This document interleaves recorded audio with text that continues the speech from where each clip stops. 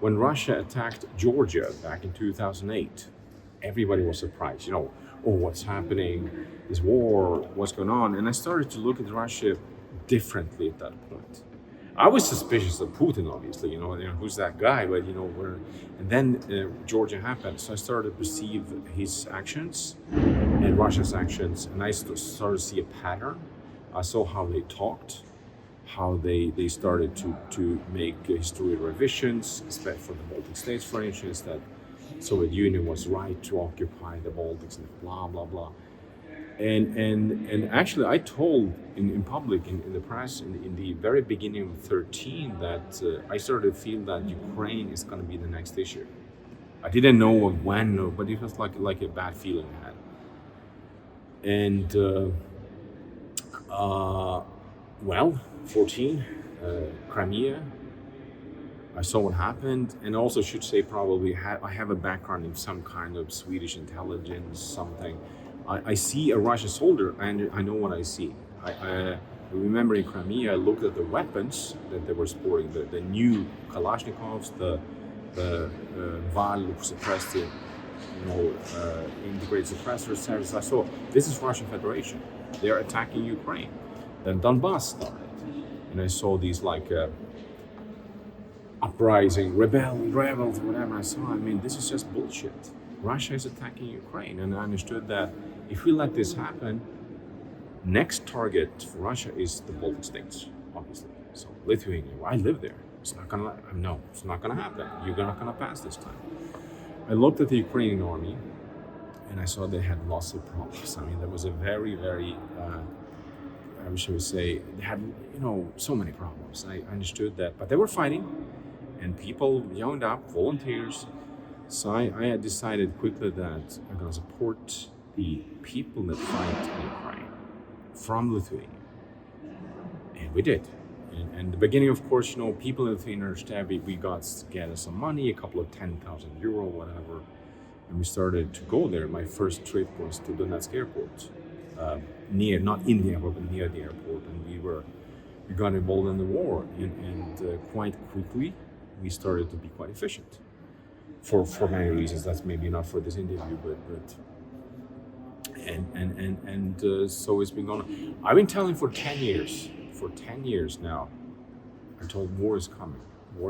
Russia is gonna do something more. Gonna attack. Gonna be open war. Nobody really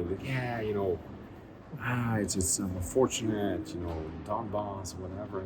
War is coming, and eventually, what happened in 2022 when Russia attacked was that people understood, especially in Lithuania, but I was right. So they started to donate as crazy. So I gathered millions and millions and millions. Our NGO, it's not only me, other people obviously, we gathered millions and millions of euros. So we could start to support in a whole different way. We support Ukraine every day. When something, drones, this anti-drone, this is the Lithuanian anti-drone, extremely efficient, made in Lithuania. We provide them by the hundreds. So we also of course provide drones. This is an FPV drone that we also provide in the hundreds, together with partner organization in Ukraine, to fight.